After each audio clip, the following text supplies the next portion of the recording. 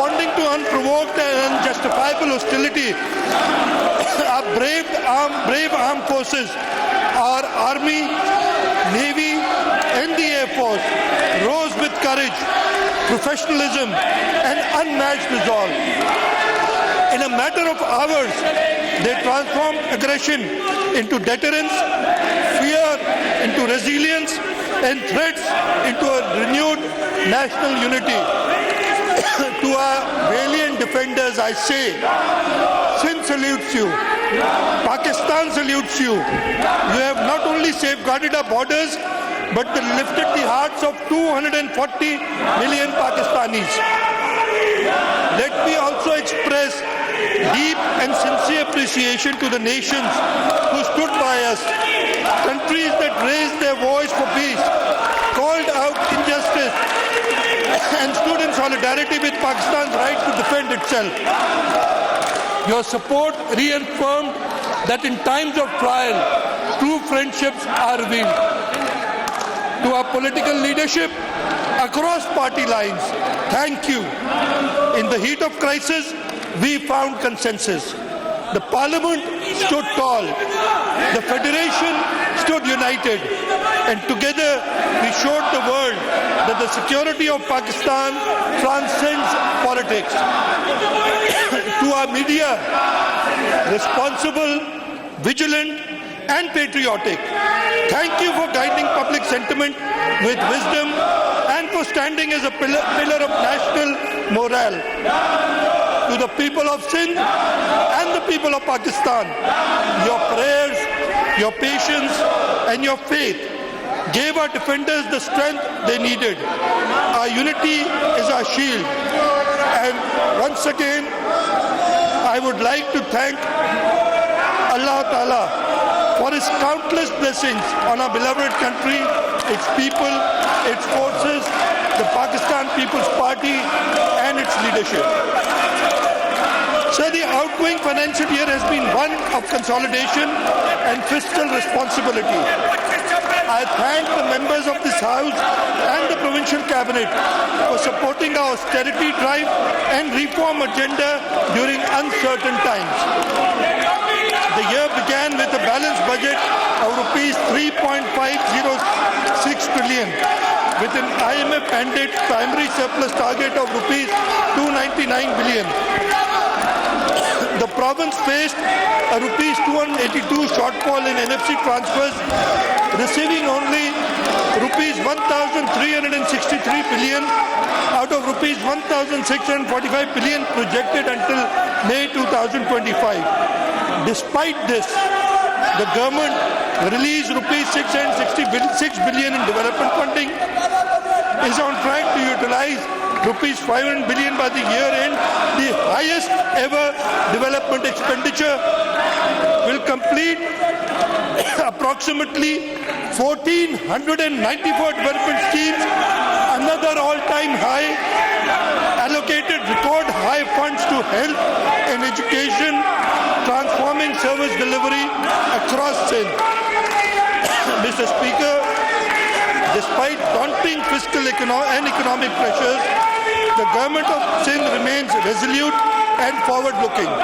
With discipline and people's trust, we will continue delivering progress and prosperity across the province.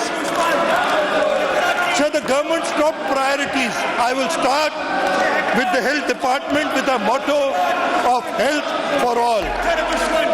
Like every year, the Sindh government has upheld its promise to deliver quality and free healthcare services to the people of the province.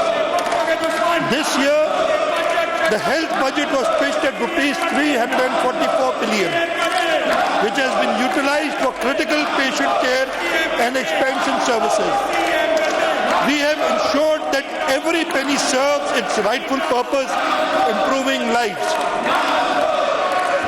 I will list out the major institutes which have performed exceptionally well during the year. The NICVD has treated 1.4 million patients in the current financial year. And out of this, more than 10%, 160,000 are from other provinces. The key achievements include 10,000 plus emergency angioplasties, 1,450 pediatric heart surgeries, 333,760 OPD consultations. The services of NICVT are now extended to our sister province, our neighboring province of Balochistan in Quetta for pediatric care. The Singh Institute of Cardiovascular Disease, SIVD, now has a network of 10 hospitals, 29 chest pain units, 14 cath labs, offering over 2 million treatments in the current financial year. This includes 31,852 angiographies, 1,608 adult heart surgeries, 1,618 pediatric interventions. Our hospital in Gambad, the Peer Abdul Qadir Shah Institute of Medical Sciences, is a center of innovation. Here, only in the current financial year, we have done 308 liver transplants with a total to date of 1,277 liver transplants, 44 kidney transplants in the current financial year, with a total of 344 to date, 51 bone marrow transplants, state-of-the-art liver tower, neuro complex, robotic surgeries, and jail ward have been completed. Another shining star in our health services is the Sindh Institute of Child Health and Neonatology, where we strive to save newborn lives across Sindh. The SICHN network has increased to more than 700 beds across Karachi, Sakhar, Ladkano, Benazirabad and other locations. This is the largest network in the world for children's health. It has 262 incubators, 114 pediatric ICU beds and 269 ventilators.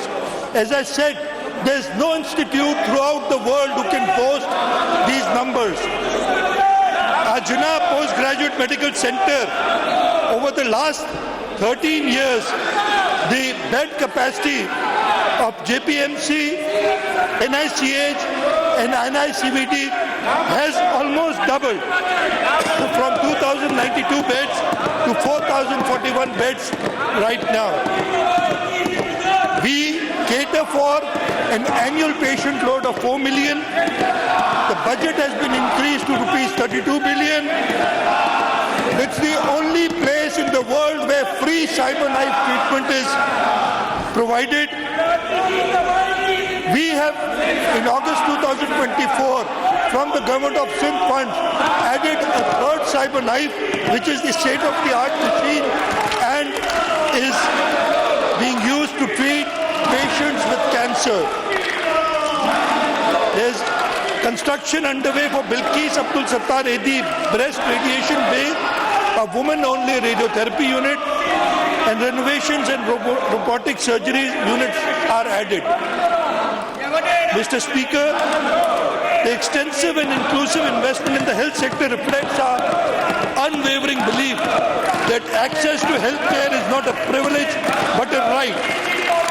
The SIUT is a beacon of free, dignified health care through community-government partnership. The SIUT, supported by the Government of Sindh, stands today as South Asia's largest public sector health organization. Over the past 50